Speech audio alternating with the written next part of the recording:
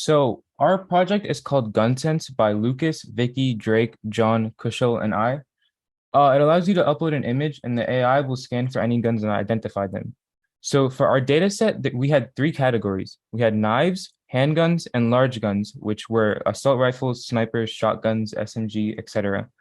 So for our pre-processing, we remapped six classes into one class to stop any confusion the AI was having. And we also resized the images to the same size. For our augmentations, we rotated by 45 degrees in both directions, and we flipped the images horizontally and vertically. And for our total training set, we had 1,800 training images, 104 validation images, and 107 testing images. For our model, we chose YOLO V5S. It's a fast but smaller version of YOLO V5 that's still very accurate. For our implementation, or which is basically our parameters for our AI, our image and batch size, the max image size that we had was 416 by 416 pixels, and our batch size was 16. As we said before, our weapon types are SMGs, handguns, rifles, shotguns, large guns, and snipers. However, snipers, rifles, shotguns, and SMGs were combined into large guns to prevent confusion. For epochs, we had 150 epochs for our AI in our dataset, and our data was located in our weapon detection or data.yaml on our code calc. And for the weights, we chose the generic pre-trained weights basically, and we just took them, put them in the detect.py in our Google Colab file to classify images and to classify new images that get sent into our website. And then next, we'll be moving on to the accuracy and evaluation metrics.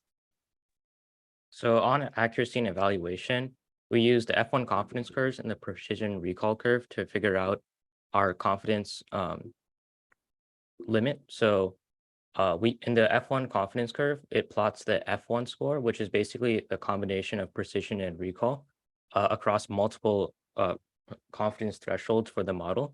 And we picked around 0.25 or 25% as our confidence threshold, as it seemed to balance out or like be at the highest for the F1 score. And then on the precision recall curve, what you want to do is maximize the precision and recall. And we notice that happens at around 0.65.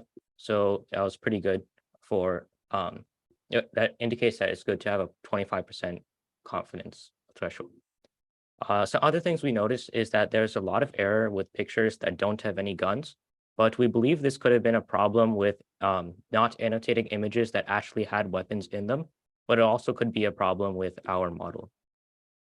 Next, we noticed that knives are the most accurate class, and we believe this is because knives have the most consistent shape out of all the weapons, so it's much easier for the model to recognize these objects.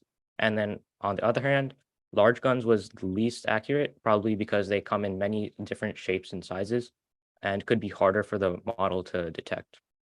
One other thing we noticed was that the model doesn't work well in overly blurry image sources, like low quality CCTV cameras. However, if we had more time, we probably could have had a bigger data set that would accommodate for this point.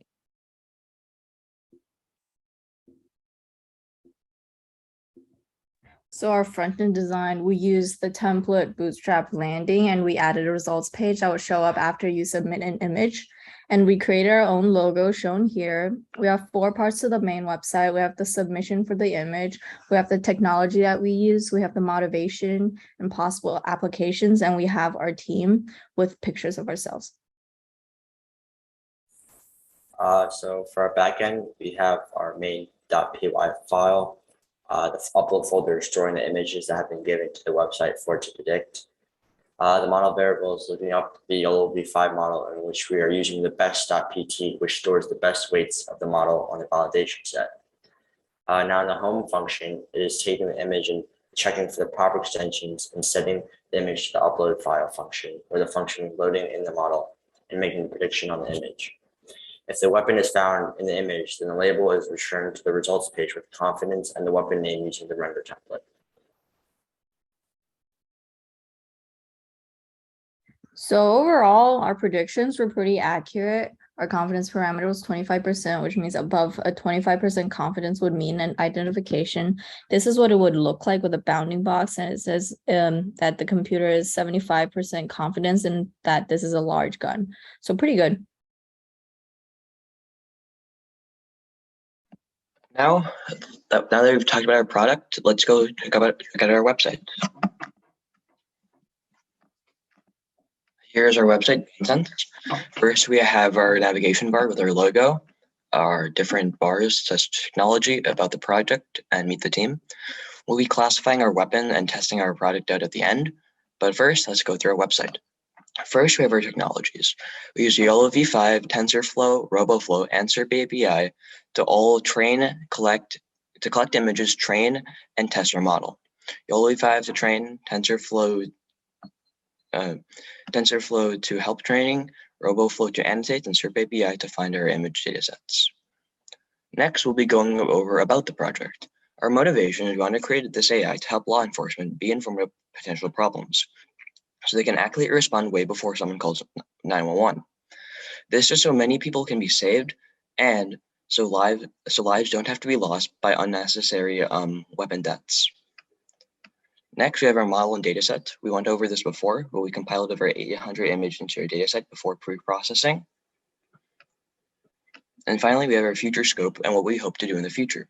We hope to collect more data, as we said, about CCTV and lower quality images, so we can use them on a more wide variety of camera equipment.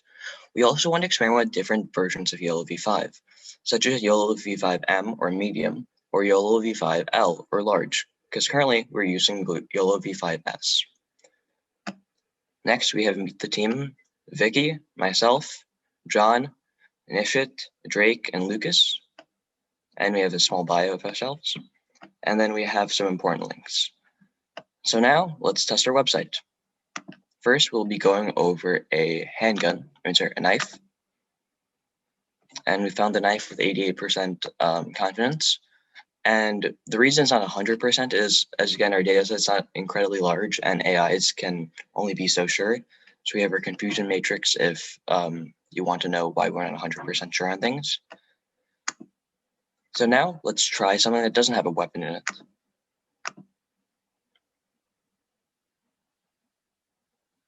And our AI has found we detected no weapons, and it is just a picture of a baby. So as you can see, our AI can detect weapons, and we'll make sure that if it doesn't, we will identify you. If you have any questions about our project, please ask.